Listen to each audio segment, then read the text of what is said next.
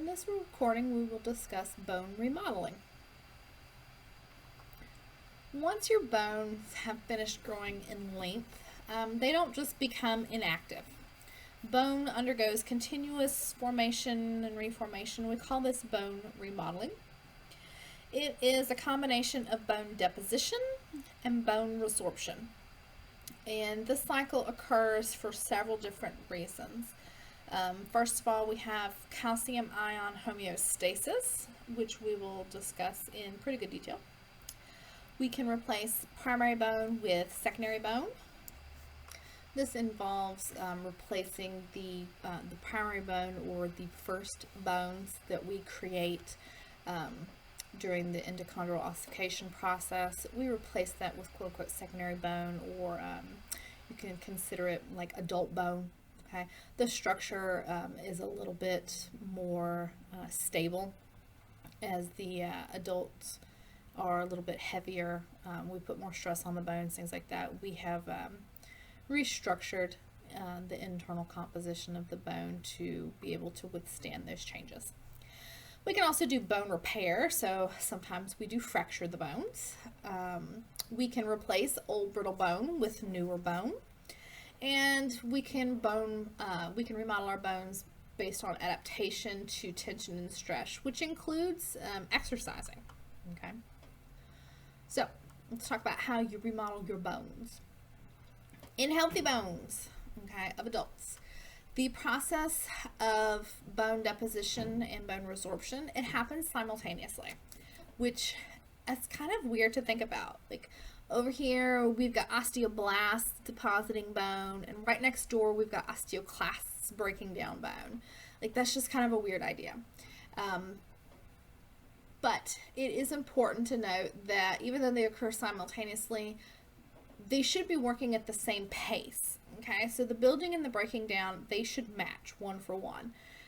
Otherwise, you would either be having large amounts of bone growth or large amounts of bone breakdown, and we don't want that. Okay. However, in childhood, we do want that. We would prefer in childhood to have bone deposition outpace bone resorption. Okay, so we want our osteoblasts working harder and faster than the osteoclasts, because that's how we increase bone length and width. Once the epiphyseal plates close, once longitudinal growth is done, that's when we even out the pace of these blasts and these clasts. As we have mentioned, osteoblasts are the cells responsible for bone deposition. We find these both in the periosteum and the endosteum. They are making the organic matrix, and they also assist with the formation of the inorganic matrix as well. Also, they are responsible for secreting the proteoglycans and the glycoproteins that bind to the calcium ions. We've mentioned these proteoglycans and these glycoproteins previously when we've talked about creating an osmotic gradient to bring water into tissues to act as a cushion. We also have vesicles that secrete the calcium ions. We need ATP, we have enzymes, collagen fibers. Y'all, we got a lot of stuff going on here. The calcium ions will eventually crystallize into the calcium hydroxyapatite crystals. That will cause those vesicles to rupture, and that's how calcification actually starts. So we've got quite a few things going on with these osteoblasts. They're kind of busy. And we've got our little picture up here. These are osteoblasts. You see the little vesicles in there, and when the vesicles rupture, here we've got the bone matrix coming out.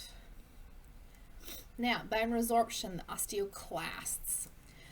Now, we have mentioned previously, hopefully you have not forgotten, but in order to resorb bone, we have to break down both the organic and the inorganic matrix, and the osteoclasts have substances that help with both. We have hydrogen ions, which are basically just acid. Okay, we secrete that onto the extracellular matrix of the bone.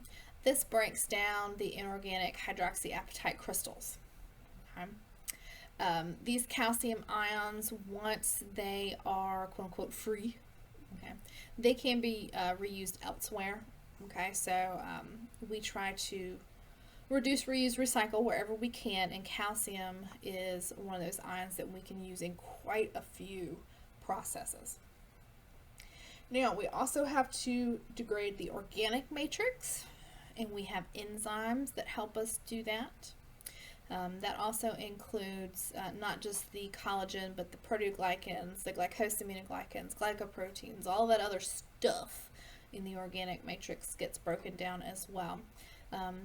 These products can then be taken up by the osteoclasts for recycling as well.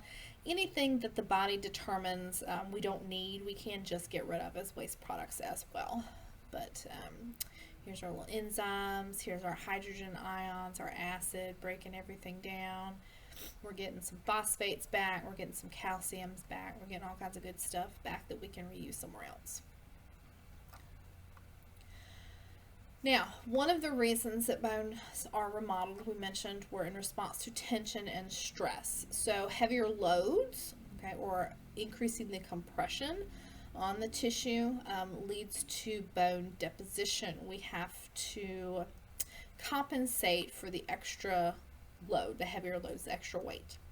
So compression, tension, and pressure themselves, ultimately the results are the same. Okay, but these are just kind of different ways to quote-unquote stress your bones. So compression, you can squeeze or press together. So for example, when your bones are pressed between your body's weight and the ground, okay, so think of like the bones in your lower legs. This stimulates bone deposition. Tension or stretching forces. This also leads to bone deposition in areas where you are exposing yourself to tension. So I'm trying to think of a good example of stretching your bones. I don't know, maybe gymnasts, some of the uneven bars would be stretching their arm bones repeatedly as they fly between those two bars. I might have made that up, y'all. That was a stretch. And then pressure, continuous downward force. This actually promotes bone resorption in regions where bones are continuously exposed to pressure. So this is one of the ways that you end up with arthritis. Now, other factors influencing bone remodeling. Look at them. We got a bunch of them. Okay. Hormones. Okay, we have already mentioned testosterone and estrogen. Okay, we said testosterone promotes deposition, estrogen inhibits osteoclast activity, so it would inhibit resorption. Age, as you get older, your growth hormones and your sex hormones decline, and so this would decrease protein synthesis in bone, and so you would not be doing bone deposition as much. Calcium ion intake and vitamin D intake, both of those are required to support bone deposition. Okay. Vitamin C is required for the synthesis of collagen, and remember, collagen is one of the main components of the organic matrix of your bone. Vitamin K is required for the synthesis of the glycoproteins that we've mentioned, and then protein intake is required for the synthesis of collagen as well, because collagen is a protein fiber. Okay, so the imbalance of any of these vitamins, minerals, proteins, anything like that can play a major role in your bone health. One of the biggest reasons why we do bone remodeling is calcium ion homeostasis. We have two feedback loops that we're going to talk about, and both have to do with making sure we are at homeostasis with regards to blood calcium levels. Bones store most of the calcium in your body, but you do have calcium that floats around in your blood as well. The calcium that floats around your blood is much easier to use compared to the bone calcium that's been stored. If we have excess calcium floating around in our blood, we can't store it in the bones. If we are a little short on blood calcium readily available, then we can get it out of the bones. Now, why do we keep talking, like, what is calcium good for? Like, oh, it makes our bones strong. Yes, it does make your bones strong, but calcium is also required for muscle contraction. It's required for nerve impulse function. It's required for blood clotting. Like, calcium does a lot of stuff, okay? So it's actually really vital that we have adequate levels of calcium in your blood at all times. So, let's see. Calcium ion levels in the blood are closely monitored. Okay, so let's see. This one is a high. Okay, when calcium levels drop, that's what we're looking for. Okay, so if your calcium levels are too low, you already know feedback loop. Somebody's going to have to notice. Who is noticing? That would be your parathyroid cells. Okay, your parathyroid cells sit on the backside of your thyroid. Okay, they're neighbors. Your parathyroid cells are actually the control center as well, and they send the parathyroid hormone to act as the effector. Okay, so that parathyroid hormone stimulates the increase of blood calcium levels in 3 ways. Okay, so remember, we started off with low blood calcium levels. What are we going to try to do? We're going to try to increase those levels. We do that in 3 ways. We're going to increase osteoclast activity. Okay, so we start with bone resorption. The calcium ions that have been released from the bones will make their way to the blood. This will increase blood calcium levels. You will also increase absorption of calcium from the gut. And from the gut, we will put it back into the blood. And we will inhibit calcium loss in the urine. So instead of losing calcium to the urine, we'll inhibit that. So we'll keep that around and we'll keep it back in the blood. All 3 of these will ultimately increase blood calcium levels back to normal. As they return to normal, you will reduce the secretion of parathyroid hormone, and this will close the loop because we have reached homeostasis.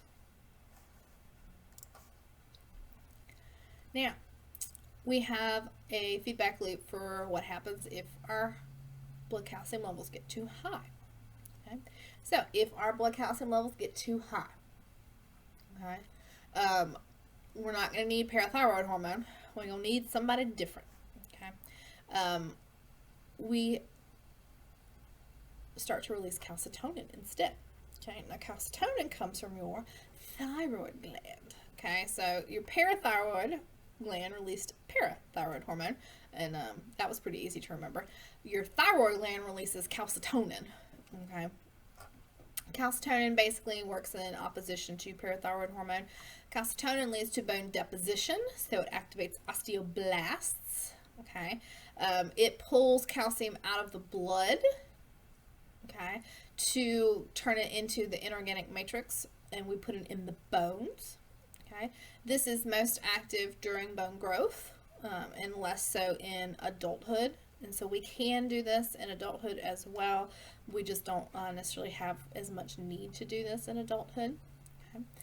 We have mentioned that vitamin D is also really important for calcium ion homeostasis, because if we don't have enough vitamin D, we do not properly absorb calcium from the gut.